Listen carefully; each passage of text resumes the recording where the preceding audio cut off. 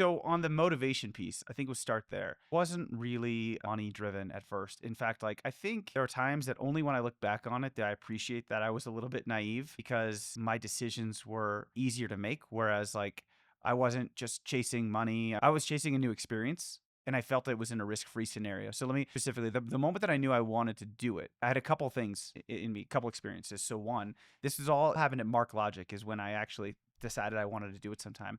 I remember going to this meeting and I stood up. I was a solutions engineer, sales engineer, SA, whatever, and I gave like a very good, deep technical presentation. I had all these people throwing stuff at me. I was doing all the right things. For the easy questions, I was knocking them down. For the hard questions, I was making them feel really good about themselves by saying, oh my gosh, that is a really difficult question. Wow, I'm so glad you brought that up. You're a This genius. is where Grok learned it. They learned it from Kevin.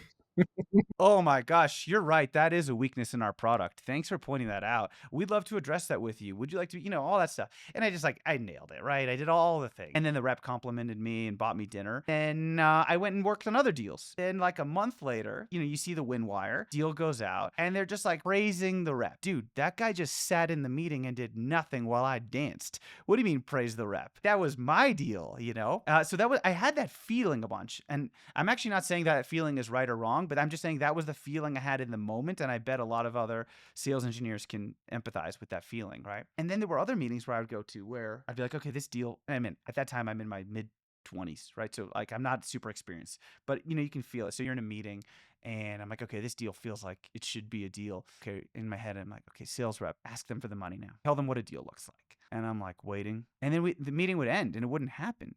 And then we'd go to lunch or coffee afterwards. Blank. Tell me about why you didn't ask. Oh, well, it didn't feel like it was the right time, whatever. And it's possible that my instincts were wrong at the time. I'm not saying I was right, but my feeling was like, wow, I'm getting no credit for any of these deals. And these people aren't even asking for the money. Like, what's wrong with these people? Like, I should go do this job myself. And so that was like the motivation of I want to try it.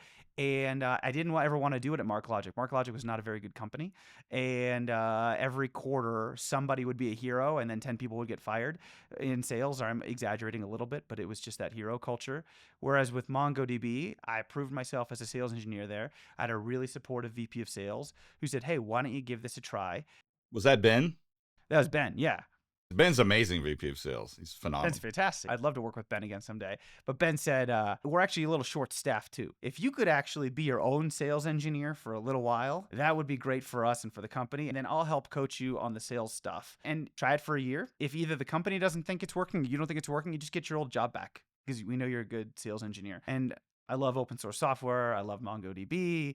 Like that felt like a very safe place for me to try it. And then things sort of took off from there. That's the answer to the question of like, why did I even do it? That's where it came from, was just trying new experiences and feeling like I had something that I could offer there. And I don't know, by the way, if any of those resonate with you, feelings you've had in meetings before. Every single one of them. Question, like when you were about to make this decision, like what was your biggest hesitation? What was your biggest fear in making that transition from SA to rep? I've been scared of a lot of transitions. That one wasn't one I was scared of. I didn't have any fear. It felt like that one felt like a no-brainer. For every other transition I can talk about, I can definitely tell you about all my fears. But that one at the time felt like, you know what, this has been pent up for a while. This is a safe space. Let's just do it. What could go wrong? I like that no risk. You have your old role to fall back into, And there's plenty of times in my career where I've made decisions and I've perceived there to be no risk and it's worked out. And then when I look back in time, I was like, nah, that was actually risky, Yeah, for sure. But that one wasn't one of them. I think every SA can identify with the idea that deal closed because of something they did. That's true in the sense that it was like a necessary component what the SA did, and it's easy to think that's the only reason why it closed. I do know a lot of SAs who have like almost have disdain for what salespeople do. They're like, oh, that guy just played golf and then closed the deal and collected a check. And I don't think that's true. It's a very hard job. Most people could not succeed in. The vast majority of people cannot do sales. They can't deal with the rejection. You got to make 100 phone calls trying to get one to pick up. Everybody says, lose my number. Don't call me again. I don't want it. I'm not interested. And like dealing with that is, most people can't deal with that kind of rejection. Absolutely. You have to be totally okay with rejection. Or you get partway down the deal and like it blows up and it's gone. While I said that I didn't have any hesitations about making the move, I definitely learned a lot about how I was wrong before. And one of the big ones is I think back on that meeting, and I think when I was making those thoughts about I did all the work, I closed it, I wasn't thinking, I had no idea how much work it took to get that meeting. Just to be in that seat is actually so much work, from lead generation, getting a lead, warming up the lead, like making sure there's product market fit, making sure you talk to the right stakeholder.